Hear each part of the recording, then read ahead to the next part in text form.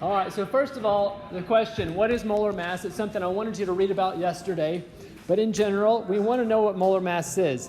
Guys, it's the mass in grams. So we're going to use the unit of grams, not kilograms, of exactly 1 mole of a substance, whether it's an element or a compound. Lots of noises.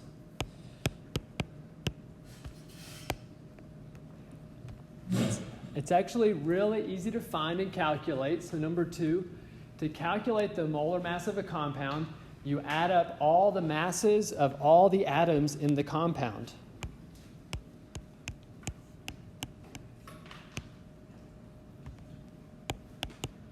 You get those masses from the periodic table.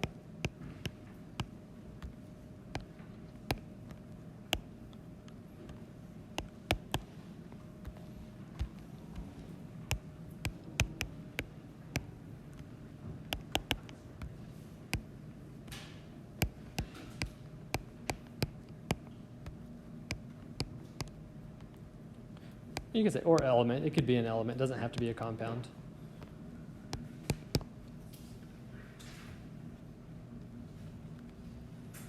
So if you've got a calculator, you've got a periodic table, and you know how to count the atoms with those subscripts, 2 hydrogens for every 1 oxygen, it's really easy. Here we go for number 3. What's the molar mass of lithium? What would you guess? Is it 3 or is it 7? 6. Raise your hand for 3. Raise your hand for 7. Yeah, we're going to go with 7. That number, it's the mass. It really is 6.9411, but we're going to round to the nearest whole number. And then the unit we're going to use is grams per mole. The abbreviation for grams is G. Abbreviation for mole is actually just mole without the E on it. That's just the official abbreviation. When you do the slash, just in general in life, guys, the slash means per or for every one. When you go to the gas station and it says it's $3.20 per gallon, you know that means $3.20 for every 1 gallon. For lithium, the mass is 7 grams for every 1 mole. So that's what per means, and that's why it's the molar mass. It's the mass of exactly 1 mole. So if I had 14 grams of lithium, how many moles would I have? So lithium's molar mass is 7 grams for every 1 mole. 2 moles. There you go. If I had 14 grams, I would have, he said, 2 moles of lithium.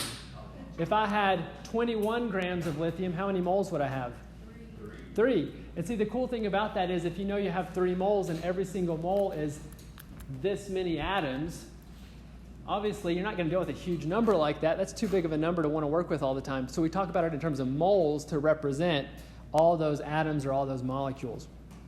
All right, now what about oxygen? Remember, oxygen is one of those diatomic. If somebody's breathing in oxygen, they're not breathing in O atoms, they're breathing in O2 molecules. That's one of those diatomics.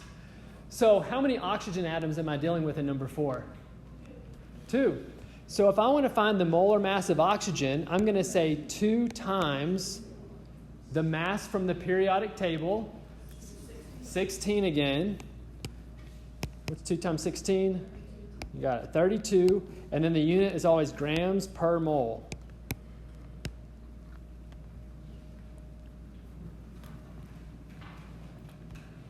All right, so they just get a little more complicated with our number of atoms we're dealing with. The next one says carbon dioxide.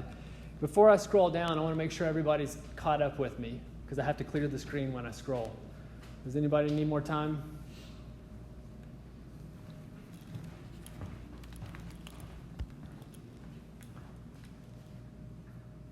All right, let's do some compounds now.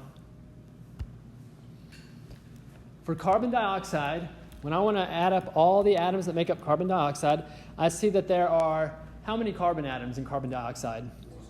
1. So what I'm going to show in red is not required for you to do on every one, but I'm just going to show it. This is me basically showing my work so you understand my thinking. There's 1 carbon plus, how many oxygens are there? 2 oxygens. All right, on the next line, I'm going to kind of show my math. This is in blue is what I want you to do on each one. I'm going to show 1 times. Now, what number am I going to use for carbon's mass? Do I use the 6 or do I use the 12 for carbon's mass? I'm going to use the 12. Good. You use the mass number. So on carbons, periodic table tile, that's the number I want to use. The 6 was the atomic number. We're talking about masses right now. All right, and then for oxygen, again, it's 16.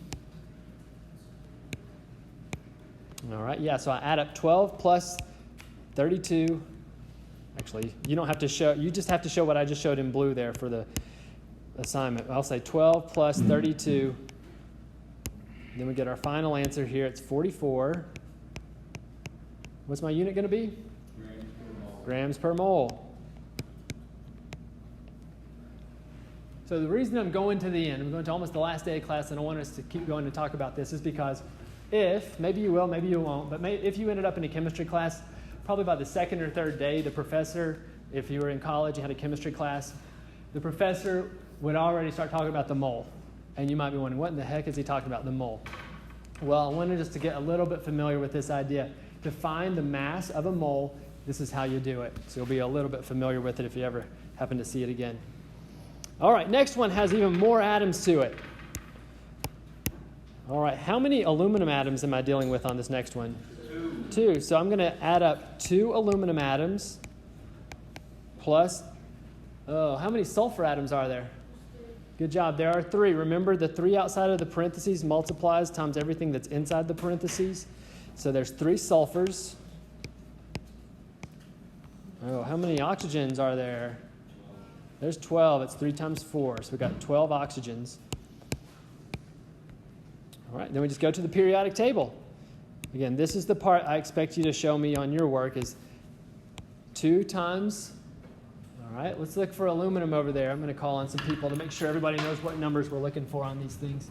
Emily, what is the molar? What's the mass number for aluminum I'm going to use here? What's that? She said it. 27. Good job. I need to count. I'll get you. I'll get you one in a second. I'll need it for this one too. Logan Kent, what's the mass number for sulfur? You got it. It's 32. All right. Plus, there's 12 times. We've seen oxygen a few times already today. He's not here. Let's go to Stephen Anderson. What's the mass number for oxygen? 16. You got it. So we're going to add all those up. If you have a good calculator, pretty good calculator like I've got up here, it knows order of operations, so you can just punch all that in.